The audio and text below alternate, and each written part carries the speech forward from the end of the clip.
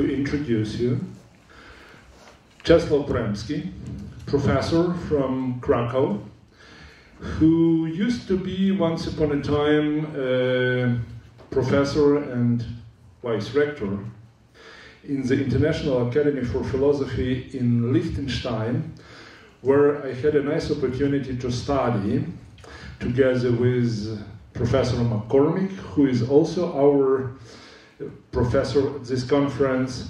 And I must tell you one small secret. All people has usually one father and one mother. And usually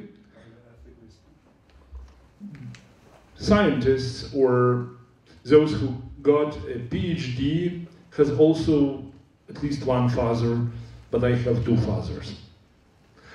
I worked on my thesis first with Rocco Buttiglione, the majority of you knows the name and met him, and then I continued with Professor Czesław Poremski, and the very fact that I has the possibility to teach at the Ukrainian Catholic University is his guilt.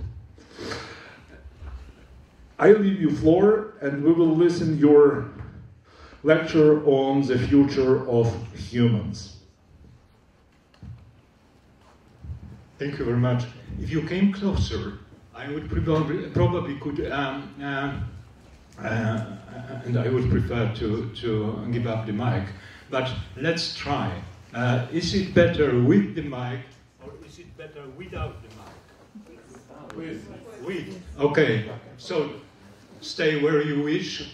But if you moved closer, it would be nicer. Because, you know, to talk to empty seats in front of me is not that nice.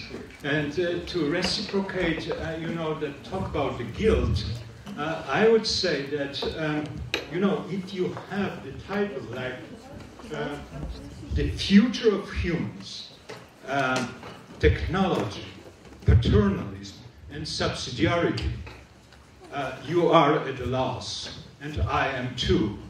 And I have to confess that, you know, I'm not guilty. That is to say, the title is the invention, the joint proposal by my friends and colleagues and former students, Wlodko Turczynowski and Yuri Pidlisny. So if anyone is to be blamed, it's them. Now, we have to decipher that title, because otherwise we will continue to be at a loss. The future of humans, that's the first part. But you know, we are all humans, so roughly we know what we mean by humans. But that part of the title is tricky, because there is a huge question mark in that first part of the title. Are we going to talk about the future of humans only, or are we going to teach to talk about the future of humans and, so to speak, non-humans? In the top of the city, you have all the possible terms for non-humans, like techno-humans, or transhumans, or post-humans, and there are techno-humanists, and transhumanists, and post-humanists. So, actually, in the first part of the title, we have two parts: the future of humans and the future of those non-humans, or transhumans, or post-humans, whatever. And then you have this huge second part, which will be the third part of, if time permits, the third part of our afternoon. So, without further ado, let's start with the easiest part, the future of humans, which is very difficult in itself. Before I start talking about the future of humans, a quick flashback. In the 90s, when the old references like Iron Curtain, Cold War, Soft Bloc, fell apart with the Berlin Wall, a new term was on everyone's lips, globalization. And trying to better understand this new word and new phenomenon, I've written some 20 years ago a paper titled "Over a Dozen Ugly Words on Globalization." And to give you just a few examples of those ugly words on globalization, let me name a few of them. Deregulation, delocalization, denationalization, deterritorialization, dematerialization, financialization of the economy, of the world economy, social fragmentation and social disintegration, marginalization, all of them sound terrible. Globalization, no exception. But in spite of the fact, in spite of the acoustic ugliness of these words, there were many hopes attached to that phenomenon of globalization. Not all of these hopes have come true, especially the hope that one world, no more divided into blocks, will be, that is to say, humankind as a whole, will be in better position to cope with the problems that appear on the horizon. Problems concerning all of us, all humans. Now, where are we in that respect? Are we really a united, so to speak, human task force,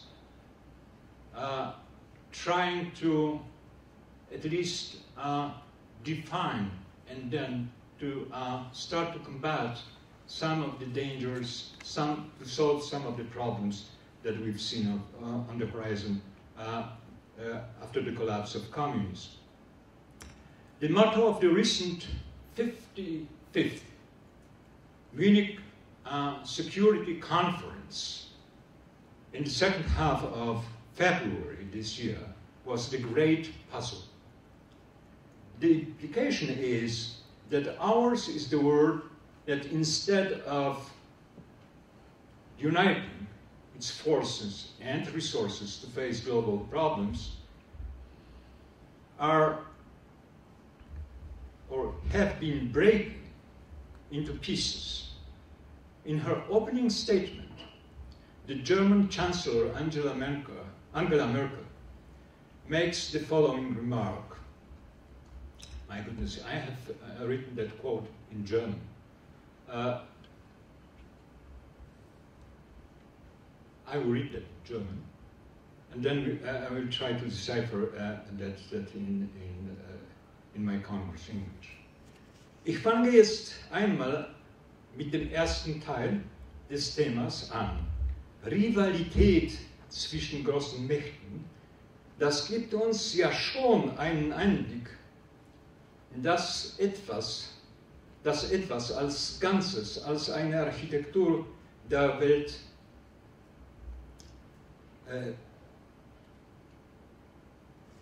angesehen worden ist. Und doch unter Druck ist es gerade. Und hier sogar als Puzzle beschrieben wird, also als in Teile zerfahren. To summarize that quote, there was, under the construction, in the early 90s, the global security system, And this global security system is now, in our eyes, demounted. There is no more one security system, and this is the situation. This is the situation in which humans, all of us living on this globe, have to face global problems. Not one coherent whole ready to face the imminent challenges, but rather the great puzzle broken into pieces. And these challenges are many. Let's name, by way of examples, just a few of them. First, economic and political problems. To give you one example, robotics and robotization. More and more jobs are turning out to be superfluous. Not all of them will be replaced by new jobs in the service sectors of the economy. Scarcity of jobs is the perspective of the future of humans very soon. Only the highest qualified will count on the market. Workplace will become more and more competitive environment. What this means, this competitive environment of the business today, we know already. The leading giant firms supply us with examples. This is part of the secret of the giant winners who take all that pressure on the employees. But, and here's the second point, some might say robotization is a blessing in disguise. Maybe we are approaching times when human beings will be at long last freed from boring chores of everyday work at the workplace. Instead of complaining that jobs will become very scarce, we should rather cherish this bright perspective of infinite leisure and the actual liberty that will finally liberate the whole richness of human potentialities. But what about means of livelihood? Where from will they come? And one of the answers is big, basic income guarantee. Other terms are also well known, for example, citizens' income. Although the Swiss, by the majority of 76.9% in the 2016 referendum rejected the proposal of citizens' income,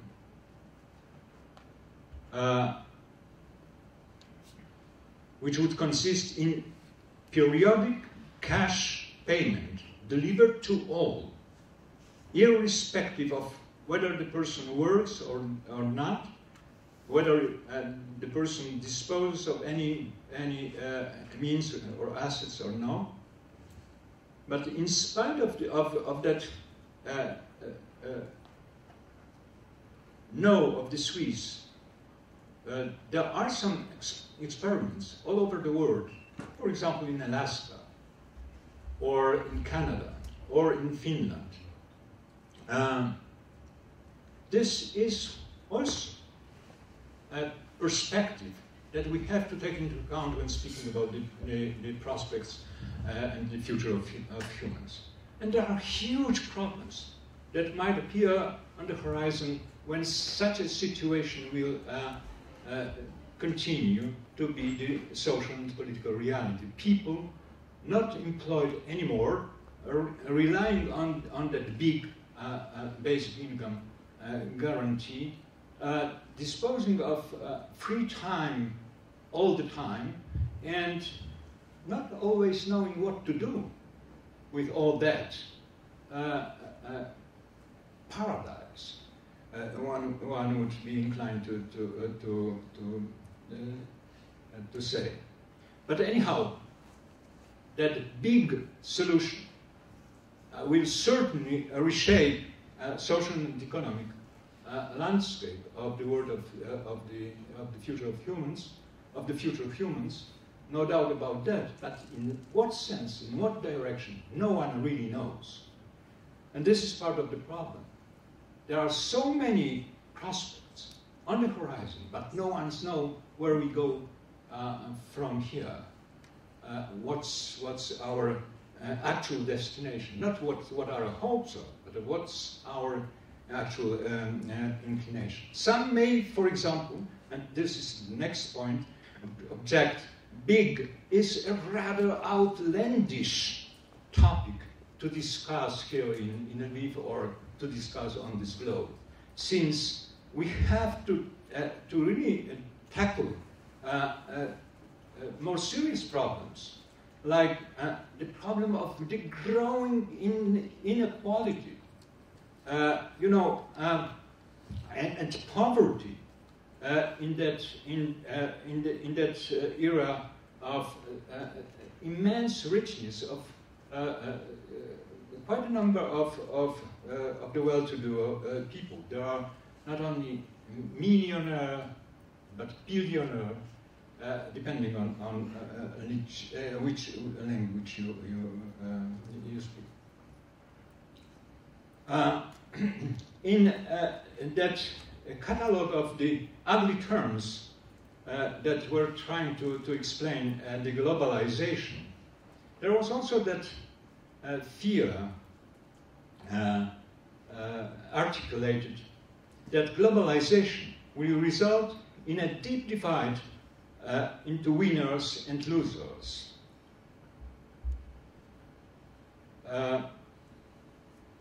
These words we've named them disintegration and marginalization. And the critics say, this is what we observe, the growing inequalities of income, prestige, social status between those who are in and those who are out. Those who profit from the effects of globalization and those who are worse off. Rich become richer and poor are poorer. And walls separate them. In the long run, this situation can't be maintained. But how to cope with that growing divide? Once again, no one really knows. One of the visible facts of the rising waves of that problem are the rising waves of immigration. These rising waves of immigration reflect not only purely economic and social problems, but also the political failure of globalization. There were several models of the future political shape of the coming world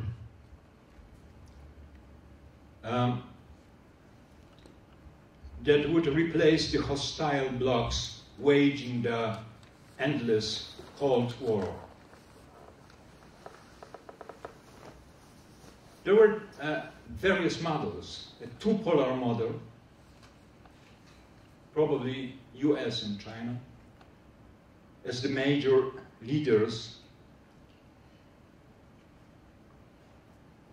One hoped to orchestrate the global cooperation.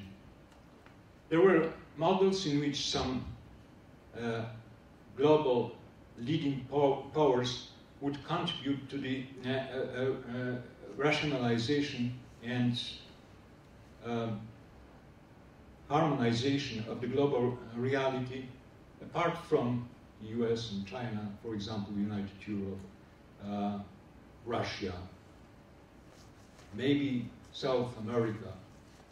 There was also that idea that 21st century will be the century of Latin America, for example. Only some pessimists have predicted that the future has also less orderly potentialities in store. Another ugly word was used as a label: Balkanization. The diagnosis of the present situation, as articulated at the mid-February Munich conference, is that none of these models has been realized in its purity, so to speak. Sure, we observe the activity of the US and China as the major actors, and also the activity of several other less, so to speak, major actors. But they are not very much inclined to cooperate. Rather, they exploit local conflicts in different parts of the world to better their own position on the world chessboard. Bigger and smaller regional powers such as Turkey, Iran, Saudi Arabia, some African countries, Pakistan, try in turn to imitate the major players and better their own position. At the end, there are many points on the globe where the situation, especially of the civilians,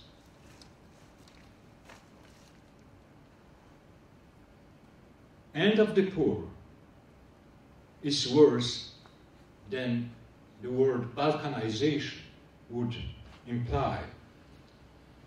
In the shorthand of the media speak, there are so many points or places where we have to face the humanitarian catastrophes.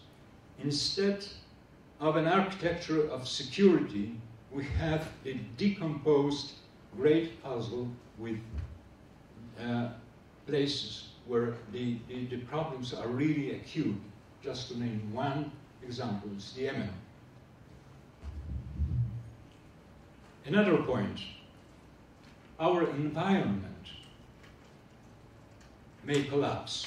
One of the consequences of the problems mentioned so far is that we, the humans, cannot mobilize the adequate resources and the necessary modicum of foresight, prudence, solidarity, and resolve to cope with the paradigmatically global challenge of the imminent climate catastrophe.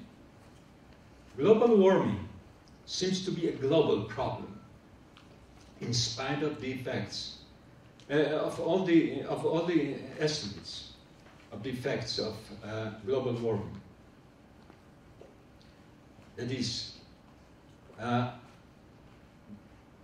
if we, as humans, continue to behave as usual, the point of no return will be soon reached.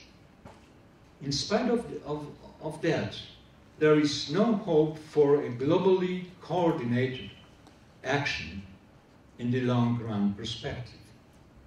We should be concerned now. It is not only because global warming will cause the melting of Arctic cap, and in consequence, floods that will ensue, floods that will destruct many urban centers such as New York or Tokyo. Melting of the Arctic ice cap will let free huge amounts of methane, CH4, gas that would accelerate the greenhouse effects several dozen times. And yet, Russia, Iran, Saudi Arabia, and other countries refuse to take part in the in initiating the serious countermeasures. Why? In that respect, the globe is divided into those who would lose at the environmental catastrophe and those who will win. This is certainly not win-win situation. So, for example, Russia will profit immensely from the melting of the ice, Arctic ice cap. New ways of doing the global business will open to them. To some extent, this goes also for U.S. That's why probably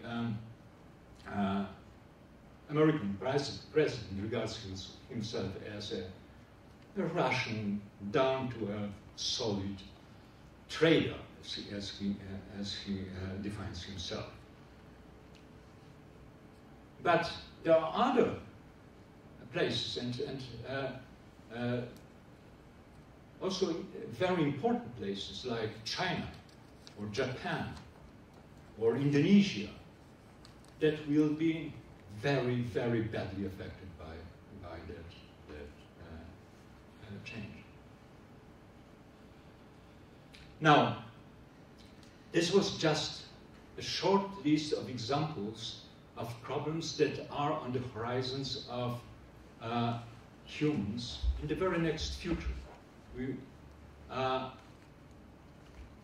didn't mention these perspectives that are probably much more preoccupying than all that we've said until now.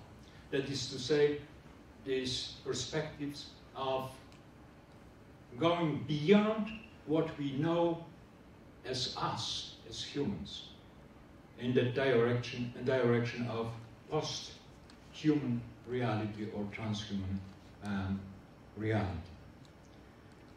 Let me start very brief remarks concerning that point.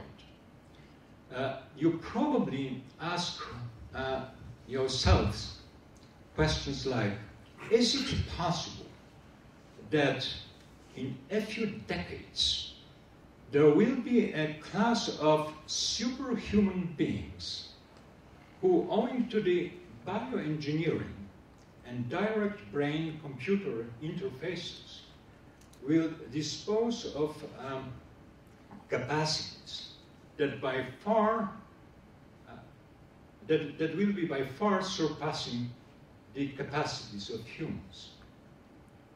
Or is it possible that these superhuman beings will form an elite that will dominate a large mass of not transformed individuals, still being just humans, just Homo sapiens? Quite frankly, once again, no one knows. No one's known. Both scenarios sound like science fiction. To quote from an author whom you probably read more intensely than me, because he's a bestseller author, Yuval Harari. I've heard that Homo Deus by Yuval Harari has been translated also in the Ukraine. A tremendous success all over the world. I like this man because he writes in such a clear way things that it's very hard to agree with, and I like him also for the fact that he doesn't agree with himself, which is a sort of consolation if you take into account that his basic inclination is rather preoccupying. I will try to explain that point if we have time towards the end of my talk. The end is inside, but not quite near. I have only covered the first part, but the second and the third part will be much shorter, and then we will have, I hope, at least 20 minutes time to discuss these questions. Let me quote from Yuval Harari, not from Homo Deus, but from 21 Lessons for the 21st Century. I'm not working for this man, but this is the book. I really do recommend reading that, hoping that you will disagree with him, like me, but hoping that you will see better where we are. He's really very, very good. And you know, what's also quite interesting about him is that he writes in Hebrew, and then he translates that into English, and probably because of the double effort on, articulating his ideas very, very precisely, his language is rich, but in a sense simple.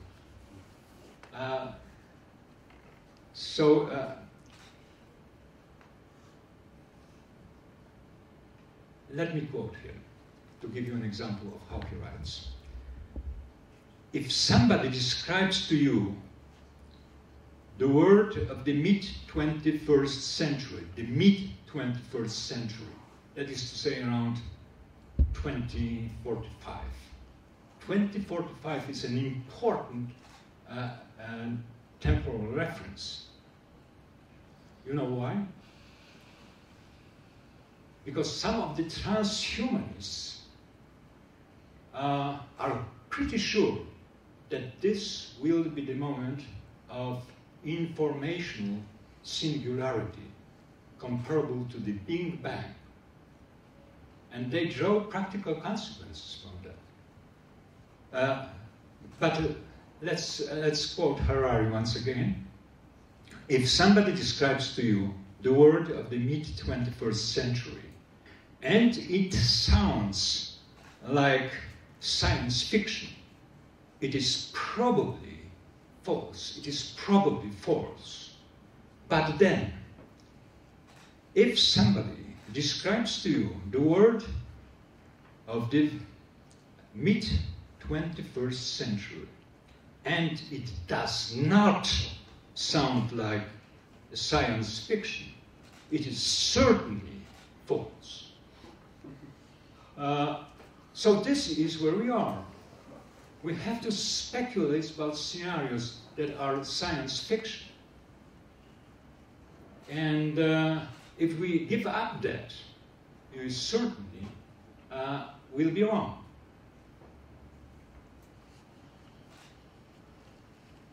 But I'm not going to go into the details of these speculations. Let's rather spend a while on what already exists with respect to these preoccupying perspectives. There is a language that, so to speak, allows us to classify some of the positions on the map of various conceptions of what will happen when we say farewell to our natural Homo sapiens reality. Let's first start with the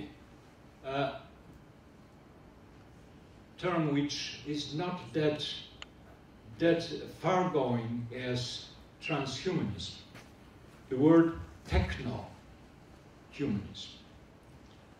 To give you an example of techno-humanist idea, I would refer to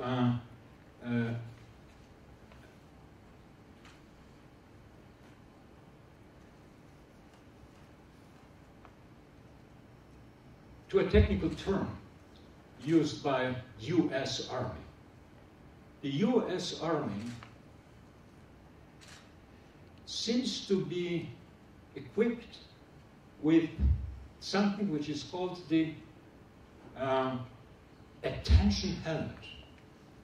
Attention helmet is something that allows you to concentrate on your task. Imagine that I have an attention helmet and I would be 1,000 more efficient as a lecturer because of that attention helmet. I would take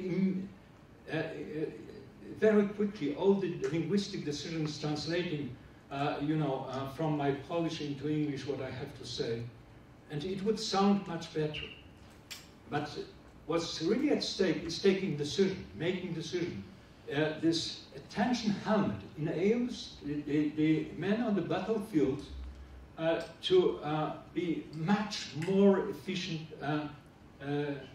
decision maker, and this is for the military, this is quite an asset. There are also some other devices that allows you to modify the biological underpinning of yours. Chemicals, for example, that also enhance your intellectual capacities, emotional capacities, and so on and so on. So,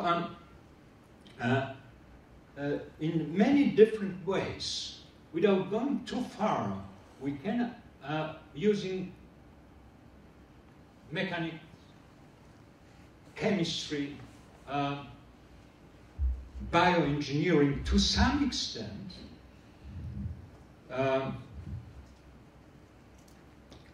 to upgrade present-day humans without transforming them into non-humans. They will be still humans, but equipped with devices that will upgrade them in certain respects, in certain directions. One of the direction of the actual scientific directions of the actual scientific work in that respect is new approach to psychology. There are some psychologists who say we've concentrated too much on two things, disregarding something that is much more worthwhile studying and researching. These two things were subnormative mental states, people in mental disorders. That was the so to speak, favorite subject matter of much of the psychological research. And the other point, the other subject matter beloved by psychologists and psychiatrists is called weird. That is to say, Western, educated, industrialized, rich and democratic people. 95% of yearly output of psychological research year for year goes into that direction. One studies most of the time the students of the best American universities. It's as simple as that. But even if all communities would be investigated, it would be less than the entire scope of human potentialities. We all are touched by modernity. Take, for example, the sense of smell. We can't really, by smelling, tell anything about whether a person in front of me is pro or con, is positively or negatively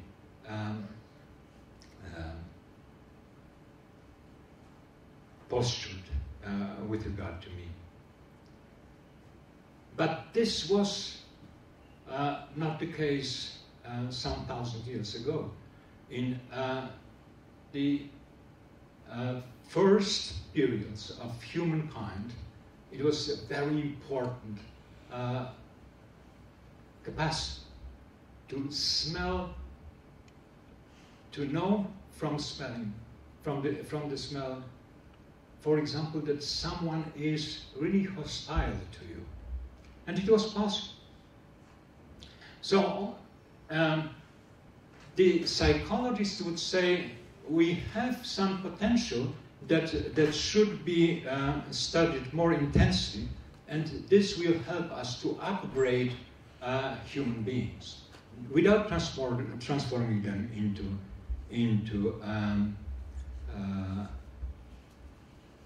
non-humans.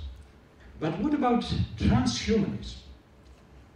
I've said that this is the more preoccupying perspective. There are many varieties of transhumanism. One of these is already mentioned, singularityism.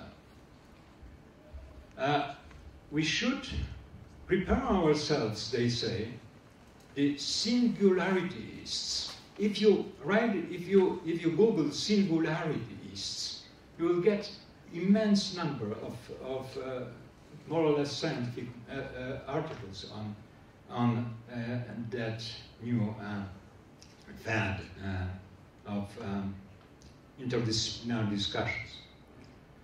They say we should prepare ourselves for the singularity of infinite superintelligence. There is a kind of law that every 2 years the computing power of all the existing computing machines is doubled. So the limit of all practically infinity will be reached very soon, namely 2045, according to one of the prophets of that variety of transhumanism by the name of Raymond Kurzweil, residing, of course, in California.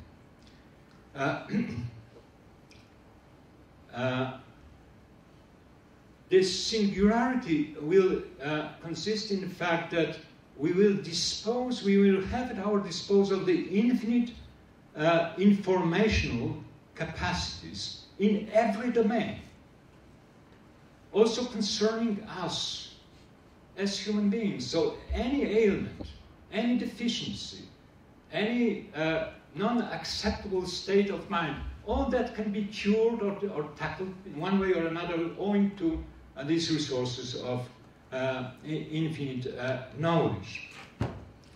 And the great hope of Raymond Kurzweil is that he will live long enough to be alive in the year 2045 to profit from that opportunity. What's also at the horizon, according to them, is that we might prolong our human existence infinitely. Practically speaking, we might speak about immortality. Some other transhumanists say we might use these capacities to eliminate any suffering. So there is this hedonistic utilitarian variety of transhumanism. Enough of transhumanism. Another man by the name of Max More proposes something that he calls extropianism. 1988, he wrote Extropy, the Journal of Transhumanist Thought. He's running the cryonic laboratory in Arizona, where some 1,000 suspended patients are frozen in liquid nitrogen and are waiting for the benefits of limitless knowledge of the after-singularity era.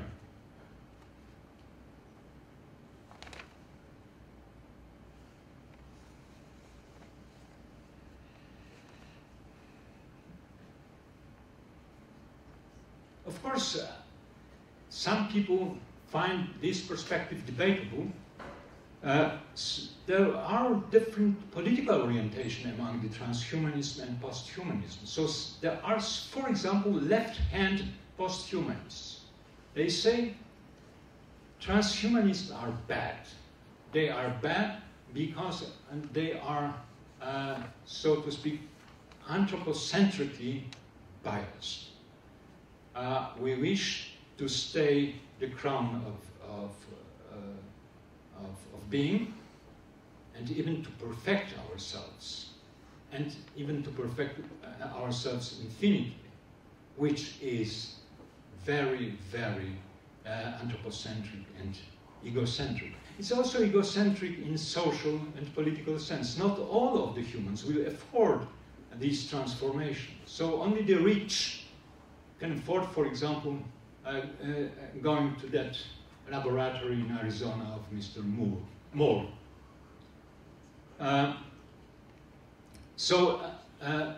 As you can imagine, there are some posthumanism who say anything that exists has right to be regarded as equal to anything else. So this is egalite 100% with regard to all the possible beings. It's posthumanism in that sense that we reject the Greek, Christian, Enlightenment perspective of humanism. All beings, especially of sentient beings, living beings, are equal and should be regarded as equal. Even beings, so to speak, translated into computer programs, so to speak, beings written down as flow of digital data should be regarded as equal to any other being. You may say, oh, this is completely stupid. But there is a grain of sound thought also in that. In any stupidity you find something. And some posthumanists boast, we are quite close to no less a figure than Pope Francis. Pope Francis is saying to us that because of our humanist perspective, of our overlooking the rights and the requirements of our natural environment, we have degraded ourselves. We have degraded not only the nature around us, but also ourselves. That's the interpretation of Laudato Si of Francis. So some of the posthumanism pretend the Pope is all one of us. My goodness.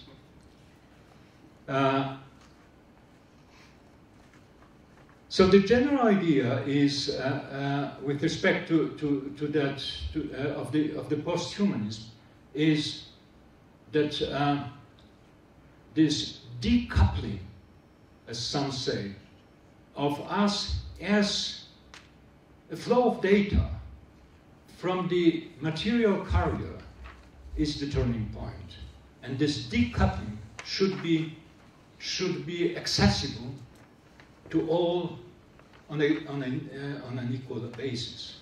So they has such potentialities that language may produce almost direct effects. In principio erat verbum. And now we can almost immediately transform words, communication, into reality. So the 3D printer is just the first step into that direction, that we transform reality almost instantly. And it will be possible. It will be possible if we go along this path that is already in view. And here is the temptation, and the counter move is that hope, is that asking, that we do not forget what we were, what we are, what we hope for will be. But, you know, these are speculations. We do not know. Well, may I add something here? May I add something here which you may not be satisfied with? Historically speaking, at least in the West, but I think also in East Asia, there has been a response, a consistent and persisting response to unanswerable problems. Now we have unanswerable problems that are global problems, which you were sketching out for us. We all know something like the litany. And the one historical response has been, and I hasten to use this word in a public context, but this is what I think, has been praying, asking for divine help to deal with, if not to find solutions, at least to find responses to globalized problems for which we do not know the solutions today. And my question to you then is, why would such an historical and traditional response not be finally satisfying for someone like myself? If you say, Peter, what are you going to do? What kind of solution can you recommend for the terrible global problem of climate change? And if I say, in a moment of philosophical weakness, well, Pesach, I'm going to pray about it. I'm going to ask for some divine help on this matter for myself, that I might address this problem in some not inappropriate way, and for others, my betters, and particularly for the younger others who have been confided to me in a way. How, as a professional philosopher yourself, why is that kind of a response not respectable, you might say, academically? Why is that kind of a response one that I cannot make in a professional, philosophical format or forum today? Actually, I was very close to that response, but you know, without being that explicit as you are. And when I said I hope, it was exactly the same element. And when I insist on that not knowing, it's also you know, that perspective that you find not only in the religious tradition but also in the greatest European poetry. If you would take Rilke, for example, you find in the Rilke immense spiritual resources that could be of help in that situation that we live in, future generations will live. That's why I insist on classic education, and I insist on the tradition of subsidiarity. I even haven't mentioned that, but this is a certain tradition in which I try to place all these questions and question marks of mine. Thank you. Thank you. Abusing the situation that I hold the microphone, I have a sad mission to announce that our time elapsed for this session, and I thank very much Professor Bremski. I thank you all that you attended and had nice questions. I only would like to recall you that tomorrow students of the Ethics, Politics, Economics has a lecture of Jose Casanova. 11:30 in your room. Thank you.